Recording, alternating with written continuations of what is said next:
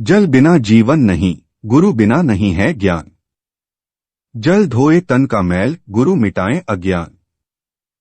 पानी से केवल तन का मैल धोया जा सकता है, लेकिन एक सच्चा गुरु साबुन और पानी की तरह शिष्य के अंधकार रूपी मैल को धोकर उसे उज्ज्वल ज्ञान प्रदान करता है। गुरुओं का स्थान भगवान से भी ऊंचा बताया गया है। आइए जानते हैं क्यों मनाई जाती है गुरु पूर्णिमा। शुरू करने से पहले अगर आपने इस YouTube चैनल को सब्सक्राइब नहीं किया है तो सब्सक्राइब बटन दबाकर बेल आइकन प्रेस करें। व्यासाय विष्णुरूपाय व्यासरूपाय विष्णवे नमो वै ब्रह्मनिधे वसिष्ठाय नमो नम। अर्थात वेद व्यास साक्षात विष्णु जी के रूप हैं तथा भगवान विष्णु ही वेद व्यास हैं।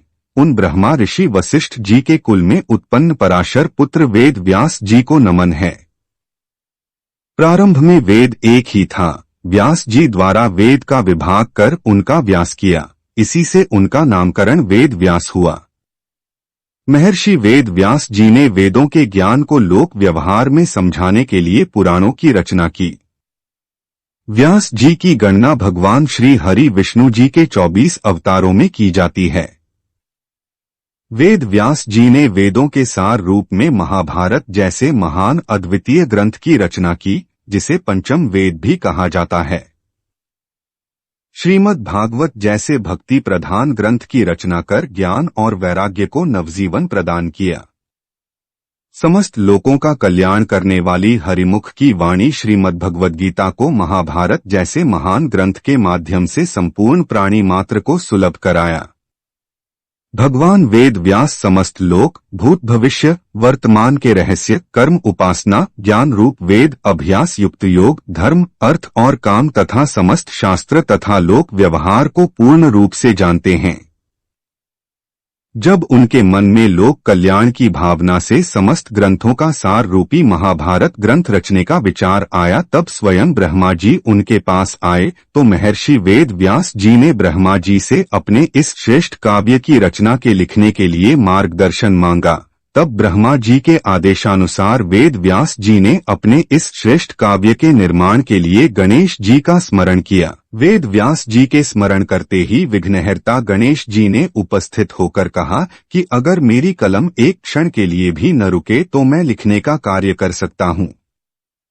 इस पर भगवान वेद व्यास जी ने कुछ ऐसे श्लोक बना दिए जिनका बिना विचार किए अर्थ नहीं खुल सकता था। जब सर्वज्ञ गणेश एक क्षण तक उन श्लोकों के अर्थ का विचार करते थे, उतने समय में ही महर्षि व्यास दूसरे बहुत से श्लोकों की रचना कर डालते। महाभारत में वैदिक लौकिक सभी विषय श्रुतियों का तात्पर्य है।